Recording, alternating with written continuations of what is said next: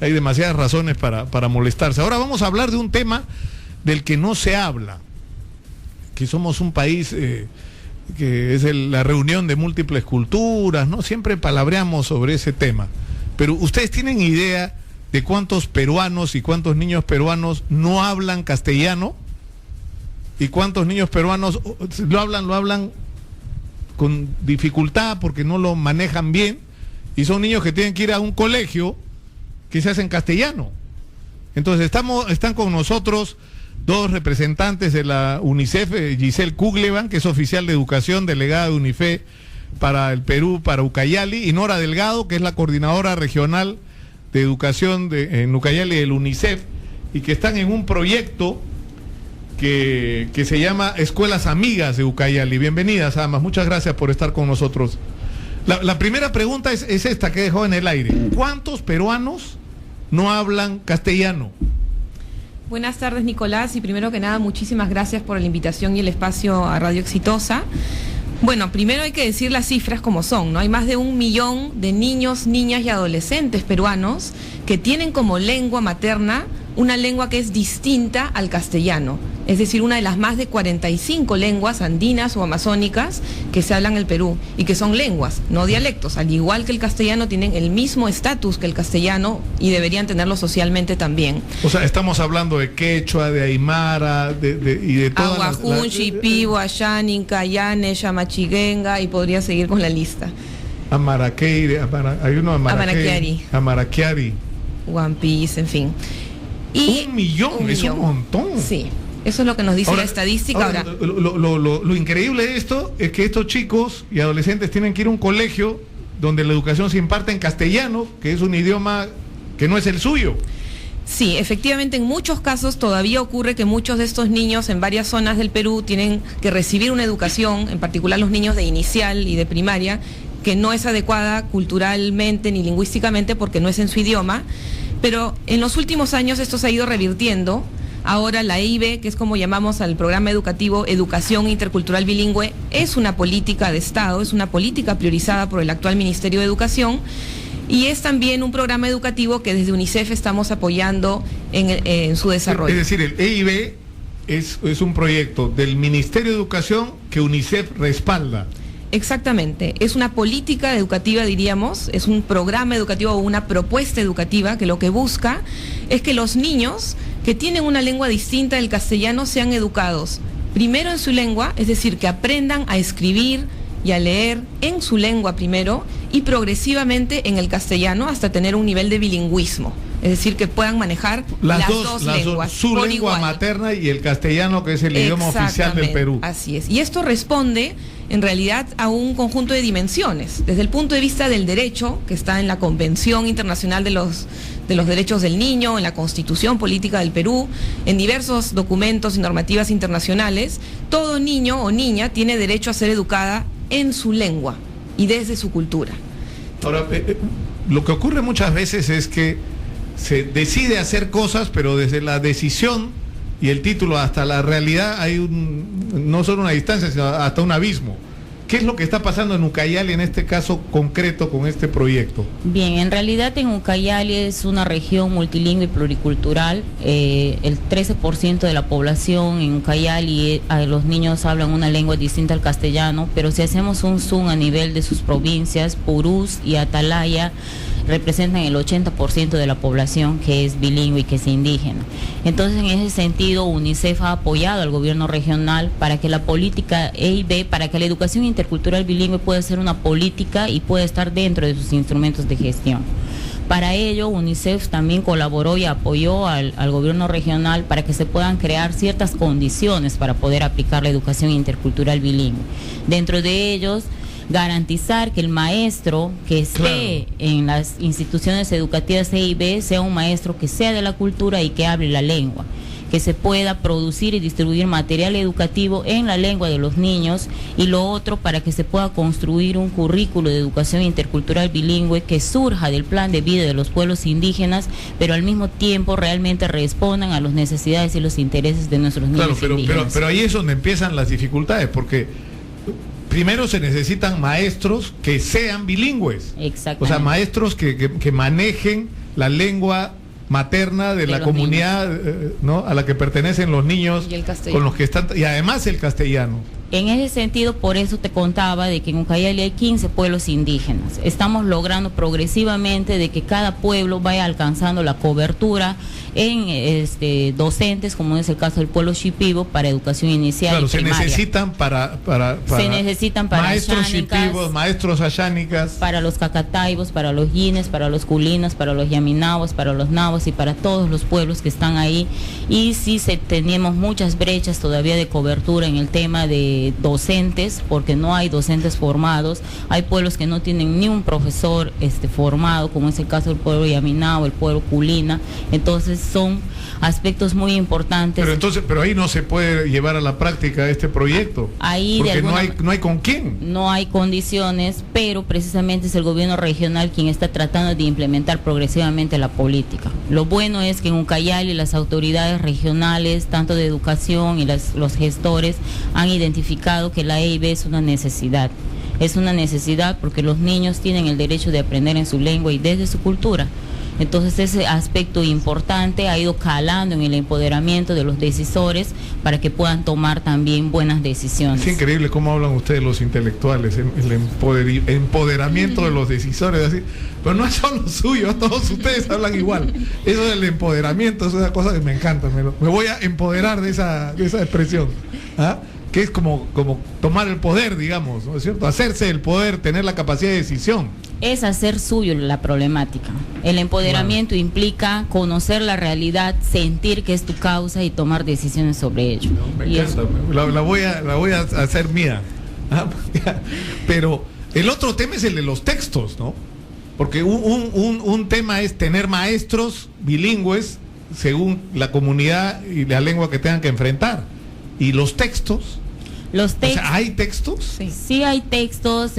Ucayali ha emprendido un proceso interesante en relación a que se han empezado a producir textos teniendo en cuenta al pueblo y en cuanto implica la dimensión geográfica del pueblo. Por ejemplo, los shipibos están en Loreto, pueden estar en otras regiones, así como los ayánicas. Se han construido equipos de elaboración de materiales educativos que están constituidos por docentes, por sabios de la misma comunidad que hablan la lengua, que conocen la cultura, que puedan dar a conocer el saber, ¿no?, de estas culturas, porque no todo conocimiento puede ser llevado a la escuela. Entonces por eso es bien importante el conocimiento del sabio y la participación en estos equipos de producción. Claro, lleva un tema de contenidos. Así es. También. Y también porque por ejemplo, la historia no es la historia del Perú en general, es la historia del Perú, pero desde la perspectiva de la historia de su comunidad. Desde la cosmovisión del pueblo, desde cómo el pueblo concibe, ¿no?, todos los procesos en relación, por ejemplo, a su propia cultura y cómo también ir asimilando esos otros conocimientos que pueden ir mejorando la dinámica de la propia cultura.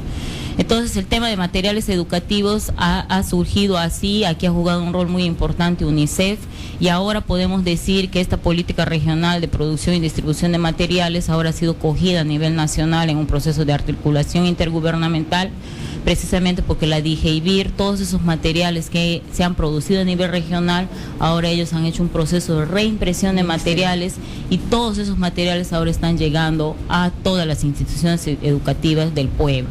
Vale decir también que hay avances mayoritariamente en 4 pueblos en Ucayali, que es el pueblo Shipibo, el pueblo Ayánica, el pueblo Yine y el pueblo Cacataibo. Hay ahora en este proceso de normalización de las lenguas son el pueblo Cachinawa y el Charanawa quienes están ahora en un proceso de elaboración de sus propios textos, pero es progresivo, como te digo, y también implica mucha inversión, ¿no? Es una inversión de la que se hace cargo en este caso, ¿quién? ¿UNICEF? Inicialmente fue UNICEF quien apoyó a estos equipos que mencionaba Nora, tener equipos de docentes de las propias lenguas y poder imprimir los materiales para que lleguen a todas las escuelas en Ucayali, pero actualmente es el Ministerio de Educación a través de la DIGEIBIR, que es la dirección encargada de la EIB, quien está con sus propios recursos imprimiendo materiales no solamente para los pueblos o los niños de los pueblos de Ucayali, sino de todo el país. En realidad ahora, como decía al inicio, hay un interés creciente porque la IB sea una política priorizada, y eso en que tiene repercusiones en que ahora hay más material, más docentes formados, ¿no? Claro, porque si uno lo mira desde la perspectiva de la incorporación al mercado laboral, por ejemplo, ¿no? La desventaja en la que está un chico de este millón de niños y adolescentes que tienen, ¿no?, el castellano como su idioma, digamos, secundario, ¿no?, como su segunda lengua, y con un conocimiento en algunos casos muy limitado del castellano. Yo hablaba, o sea, eso lo pone en una condición absolutamente desfavorable. Yo hablaba en un inicio de la dimensión del derecho, es decir, que esto es importante porque los niños tienen derecho, pero ¿por qué tienen derecho? También hay una dimensión pedagógica, ¿no? O sea, está comprobado a través de estudios en el mundo, no solamente en el Perú, que los niños aprenden mejor, pueden educarse mejor, aprenden a leer y a escribir mejor, a razonar mejor, si lo hacen en su propia lengua, en su lengua materna. Y que luego el aprendizaje de un segundo idioma, que en este caso es el castellano, se hace de mejor manera, porque tiene más sentido. Imaginemos nosotros, padres de familia, que tenemos un niño, una niña de 7 años, que va por primera vez a la escuela, o a inicial, o a primaria, y de pronto su profesor le habla en un idioma que no conoce. Él no conoce. En ruso, en chino, en japonés, imaginemos cualquier idioma. ¿Cuál es la posibilidad de aprendizaje de este niño, ¿no?, o de esta niña? Entonces, desde el punto de vista pedagógico, está comprobado que los niños aprenden mejor cuando lo hacen primero en su lengua originaria, con un debido soporte pedagógico, y luego el castellano. Ahora es un proyecto grandazo. O sea, si abarcar 1 millón de niños adolescentes es un montón. Sí, ahí han habido avances interesantes porque ya se cuenta con un registro, un mapa. Porque, por ejemplo, yo estoy tratando de hacer números. ¿Cuántos maestros se necesitaría para atender este 1 millón de niños, maestros bilingües? Claro, más que el número total, Nicolás, es la diversidad de maestros, porque como tú bien decías, necesitamos maestros de los diferentes pueblos indígenas. Ahora está en marcha una iniciativa muy interesante que esperemos que se extienda, que es Beca 18 para la población con lengua originaria, es decir, una beca 18 que ofrece el Estado para que jóvenes de esos pueblos originarios puedan acceder a la docencia, becados, y puedan entonces convertirse ellos en docentes de estos niños y niñas que hablan distintas lenguas. Entonces, así como ya hay pueblos, 7 pueblos en realidad que ya tienen un avance, como es el quechua, el aymara, el ashaninka, el shipibo, los que mencionaba Nora, hay otros pueblos que necesitan docentes, y esta oportunidad de la beca 18 EIB es realmente una oportunidad muy interesante para ir cerrando las brechas que comentábamos, ¿no? Es decir, no solo tienen la beca, sino tienen el complemento de que es una beca especializada para el tema, para la educación bilingüe. Exactamente, y eso está ocurriendo actualmente. Ahora, esto es una chamba, esto de por ejemplo, generar textos en idiomas que no han tenido tradicionalmente una escritura. Sí. ¿Cómo manejan ese tema? Efectivamente, mucha gente nos hace la misma pregunta, dice, pero si el shipibo no es una lengua escrita o no lo era, bueno, en realidad ninguna lengua originariamente fue escrita. Las lenguas fueron desarrollándose a lo largo del tiempo y fueron concibiendo la escritura ante sus necesidades. Y lo que se está logrando progresivamente es que los pueblos, los habitantes, tomen la decisión de escribir en su lengua, y a través de eso se está logrando generar lo que llamamos la normalización de los alfabetos, es decir, que tengan alfabetos consensuados, que son los que ellos van a usar para escribir su lengua. Y eso es lo que permite ahora tener textos en diferentes lenguas originarias, y que los niños puedan trabajar con esos textos que incluye contenidos de su cosmovisión, de su pueblo, de su historia, y también obviamente contenidos de otros pueblos del Perú y de otros pueblos del mundo. Por eso hablamos de la interculturalidad, que no es solamente para los pueblos originarios, es para todos, ¿no? Si somos un país diverso, todos debemos aprender de unos y de otros, y eso es lo que nos va a garantizar una sociedad más democrática, ¿no?, más integrada. Entonces, la apuesta por la IB no es solamente una apuesta educativa, es una apuesta también de transformación de la sociedad y de querer un país más unido, más integrado, menos discriminatorio. Sí, porque finalmente todo el rollo de la discriminación se queda en las palabras y no aterriza a las realidades. Exactamente. Como esta, o sea, 1 millón de chicos que van al colegio en condiciones absolutamente desfavorables porque van a estudiar un colegio que no es en su lengua. Y en muchos casos es una lengua que no conocen, que no manejan, que no saben. Exactamente. Y ello también implica, sumado a lo que dice Giselle, el mismo hecho de que no contamos con muchos profesionales que puedan tener este fortalecimiento de capacidades como indígenas, para que puedan elaborar los textos, para que puedan desarrollar la propuesta de educación intercultural bilingüe, por ejemplo, en las comunidades y en las instituciones educativas. Entonces sigue siendo un desafío esto, porque así como los niños no tienen oportunidad o la misma igualdad de oportunidades para que puedan surgir, Pensemos hace 20 y 30 años atrás en qué condiciones han estado esos niños y ahora la calidad también de los maestros que actualmente tenemos, ¿no? Y los desafíos que esto implica en fortalecimiento de capacidades para hacer E y B.